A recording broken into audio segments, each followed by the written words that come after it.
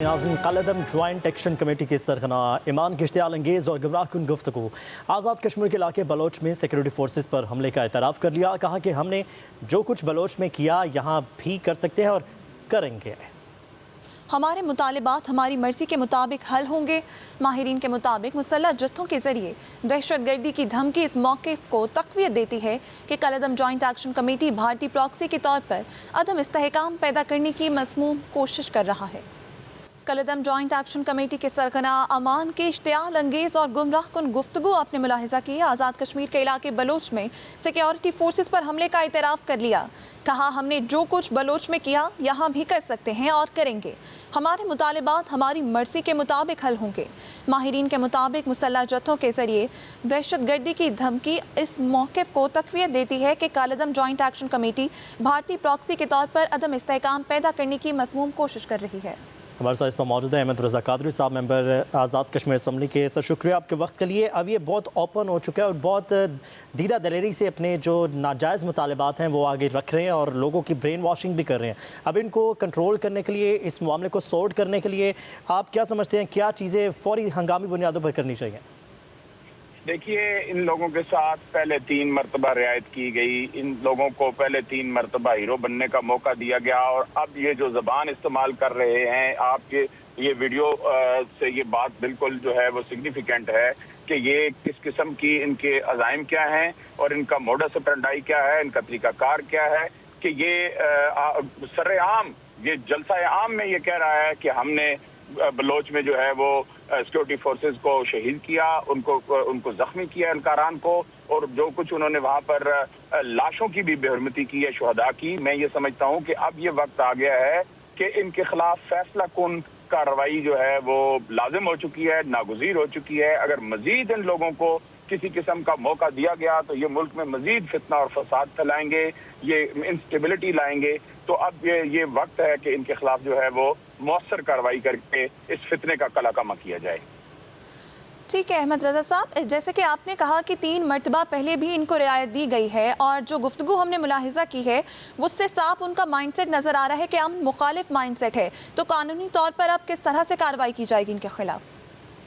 इनके खिलाफ जो है वो कानून को अपना रास्ता लेना चाहिए। जो इनके खिलाफ मुकदमात मौजूद हैं उसमें कत्ल है, उसमें इक़दाम कत्ल है, उसमें दहशत गर्दी है। ये एक कलदम जत्था है जो कि मैं ये समझता हूँ कि इनके तमाम तर इक़दामात जो हैं वो दुश्मन के एजेंडे को फायदा पहुंचाने के लिए हैं। हमारे अजली दुश्मन देखिए कि वो में जा रहे हैं कि आज़ाद कश्मीर में इस किस्म की एक इलाके में अमन अमान की सूरत हाल इस जत्थे ने क्रिएट कर रखी है। तो इनके खिलाफ कानून को बहरहाल हरकत में आना होगा और इनके खिलाफ मौसर कार्रवाई जो है कानूनी कार्रवाई करके इनको कानून के कटहरे में लाने की जरूरत है, ना कि मजीद इनके साथ मुज़ाकरात करके इनको हीरो बनाने की या इनको फिर से दोबारा फेस सेविंग देने की। मैं ये समझता हूँ कि इस वक्त कोई गुंजाइश नहीं है।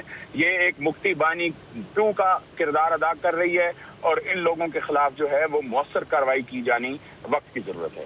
जयमत साहब, ये स्ट्रेटजी आपके ख्याल से ठीक थी? पहले पूरा मौका दिया गया, बातचीत की गई और ये लोग खुद एक्सपोज हुए क्योंकि इनके अज़ाइम जो थे वो नापाक थे, और अब ये क्योंकि एक्सपोज हो चुके हैं, ग्लोबली सारी दुनिया अब जान चुकी है कि इनके अज़ाइम क्या है। अब with the might of line इनके साथ डील करना चाहिए कानून को, ताकि अब इनको once and for all settle down किया जा सके, बिकॉज अब ये बहुत ओपन हो चुके हैं और लोगों को अब ये जो है ब्रेन वॉश कर रहे हैं। इनकी पहले 3 दफा रियासत ने इन लोगों के साथ अपने बच्चों वाला सलूक किया। इन लोगों को अपना समझ के, या शायद रियासत को उस वक्त ये पता नहीं था कि ये किसकी प्रॉक्सी हैं, ये किसके आलाकार हैं, ये किसके एजेंट हैं, ये किसके एजेंडे पर काम कर रहे हैं। लेकिन जब सब चीजें वो अपने मुंह से बयान कर रहे हैं और वो ये कह रहे हैं हमने जो कुछ दहशतगर्दी की कार्रवाई बलोच में की वही दहशतगर्दी की कार्रवाई हम रावलाकोट में भी करेंगे। और जिस अंदाज से ये ललकार कर रियासत को जो है वो इश्ताल दिला रहे हैं, आम आवाम में अंदर एक इज़्तिराब और एक सरासीमगी पैदा कर रहे हैं, तो ये लोग, मैं ये समझता हूँ कि अब मजीद मुज़ाकरात की कोई गुंजाइश इनके साथ बाकी नहीं है। मुज़ाकरात जो हैं वो एक किसी पुरअमन शख्स के साथ या किसी पुरअमन जमात के साथ होते हैं, ना कि किसी इंतशारी गिरोह या जत्थे के साथ जो बंदूक के ताकत पर, जो डंडे के जोर पर जो है लोगों को अपनी मन मर्जी की तरफ चलाकर रखना चाहे और हुकूमतों को भी ब्लैकमेल करे। तो ये एक ब्लैकमेलर गिरोह है जो कि अपने मजमूम अज़ाइम के लिए जो है वो आम आवाम को ढाल बनाकर बैठा हुआ है। तो इनके खिलाफ जो है अब वक्त की आवाज़ ये है کہ ان کے خلاف مؤثر قانونی کارروائی لازم ہو چکی ہے۔ بالکل وقت کی آواز یہی ہے کہ ان کے خلاف مؤثر کارروائی کی جائے، اور درست فرمایا آپ نے کہ مذاکرات امن پسند لوگوں کے ساتھ ہوتے ہیں، نہ کہ ایسے لوگوں کے ساتھ جو اوپنلی کہہ رہے ہیں کہ جس طرح سے ہم نے پہلے حملہ کیا ہم دوبارہ ویسا ہی حملہ کریں گے، اور آزاد کشمیر میں الیکشنز بھی نزدیک ہیں، تو اس سے پہلے یہ معاملہ آپ کس کروٹ بیٹھتا دیکھ رہے ہیں؟ دیکھیے الیکشنز ہو رہے ہیں، ہم خود بھی الیکشن کمپین میں اس وقت بھی مصروف ہیں، اور ایک آدھ جگہ کو چھوڑ کر جیسے کہ یہ جہاں یہ بیٹھے ہوئے ہیں اس کے ساتھ چند ملکہ حلقوں کو چھوڑ کر باقی تو پورے آزاد کشمیر میں الیکشن کیمپین چل رہی ہے اور پورے زور و شور سے چل رہی ہے۔ اور دیکھیے یہ جو ان کی ڈیمانڈ ہے، یہ کسی الیکشن کو نہیں مانتے، یہ جمہوریت پر یقین نہیں رکھتے، یہ آئین کی عملداری پر یقین نہیں رکھتے، یہ قانون کی عملداری پر یقین نہیں رکھتے، یہ کسی انسانی حقوق کے بعد یہ اپنے لیے تو انسانی حقوق طلب کرتے ہیں، لیکن جو ان کے تشدد کے نتیجے میں، ان کی فائرنگ کے نتیجے میں جو لوگ شہید ہوتے ہیں، یہ ان لوگوں کی لاشیں تک نہیں اٹھانے دینے دے۔